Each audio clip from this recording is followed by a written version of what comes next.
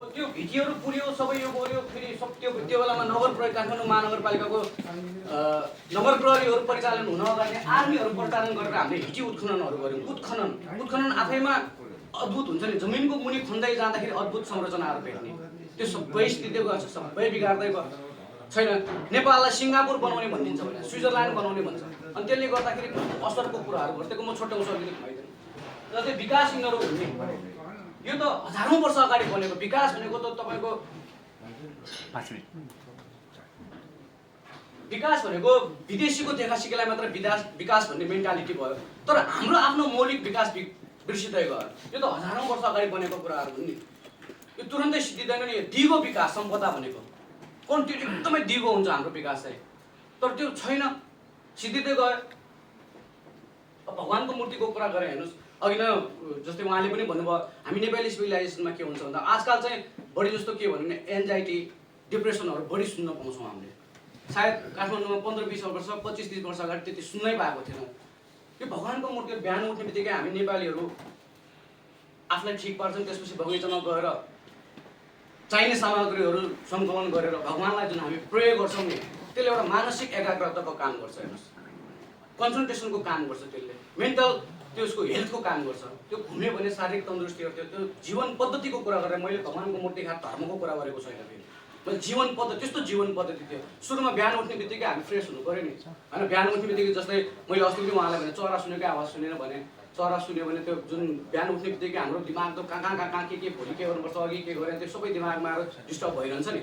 अनि त्यो एकदम मेन्टल हेल्थको काम गर्छ भगवानको मूर्तिहरूले। अघि मैले अपराध नियन्त्रण गर्नलाई पनि भगवान बनाएको भने मैले अपराध गर्नु हुँदैन है भन्ने त्यो पुलिस बन्न अगाडि संविधान बन्न अगाडि कानुन बनाउनु अगाडि भगवानका मूर्ति बनाएको थियो कि त्यतिखेर पुलिसलाई सोचेकै थिएन। पुलिस थिएन नि त्यतिखेर, संविधान थिएन। अपराध हुनु त भएन नि। अपराध रहित समाज बनाउनु पर्यो, डिसिप्लिन भएको समाज बनाउनु पर्यो, सुसंस्कृत समाज बनाउनु पर्यो। भगवान छ है भनेर डराउँछ नि मान्छे, गलत काम गर्दैन कि त्यो समयमा। हेर्नुहोस्, अनि त्यो भगवानको मूर्ति नै चोरेर लैजान्छ, कसैले वास्तै गर्दैन भने कहाँ ल्याएको छ। यहीँ पनि धेरै छ भन्ने पनि कुराहरू सुने है। एम्बेसी पनि गएँ हिजो खोज्न गएँ, अनि त्यो सबै नहुँदाखेरि सबै पुलिस चौकीको भित्र भगवानको मूर्ति हुन्छ। यो हेर्नुहोस् त यहाँ भित्र छ पुलिस चौकी 250 वटा म जस्तो फुचेले निकाल्ने भने त्यो कसैसँग चन्दासन्दा लिएर होइन है। फेरि हेर्नु यहाँ भित्र छ ल कति के अब होइन। त्यस कारण म छोट्याउँछु यसलाई। यो चिजहरू नहुँदाखेरि हाम्रो सबै चिज बिग्रिँदै गयो। हामी नेपालीहरू विदेशी बन्दै गयो। नेपालमै हामी विदेशी जस्तो हुँदै गयो। लुगा पनि हरायो हाम्रो। यो लुगा लाएर घरबाट निस्क्यो भने चाहिँ आज कार्यक्रम छ हो भनेर सोध्छ भने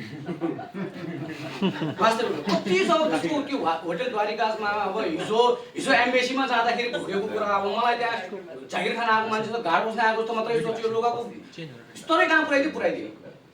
एउटा होटलमा गएको द्वारिकामा, अब त्यो त मैले फेसबुकमा लेखेको छु, अम्बिका श्रेष्ठले मलाई बोलाउनु भएको मेरै कार्यक्रम।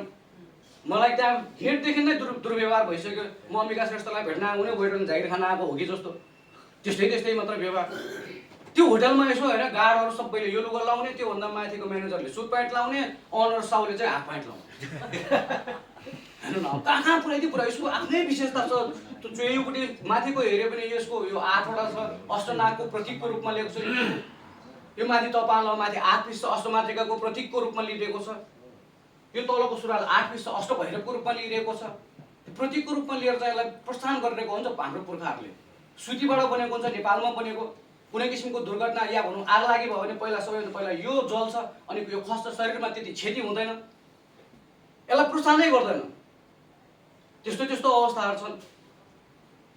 त्यसकारण तपाईँलाई अब यो समय धेरै छैन, मैले माफी अलिकति समय लिएँ। अब अलिकति तपाईँले यसलाई चाहिँ उता पनि प्रमोट गरिदिनु पऱ्यो। हामी तपाईँहरूको जात्रामा हामी प्रमोट गर्न जसरी आयो नि, तपाईँले बोलेर लेखेर मात्रै भयो पनि क्या साथ गऱ्यो। तपाईँहरूसँग फाइनेन्सियलीको कुरा गरेर होइन। तपाईँले यहाँबाट चाहिँ ल यस्तो बिगार्नु चाहिँ हुँदैन है। धेरै बिगारेको छ, अहिलेसम्म पनि बिगारिरहेको छ। त्यस कारण तपाईँले यसमा साथ सहयोग गरिदिनुहोस्। एकैको सेवा। धन्यवाद।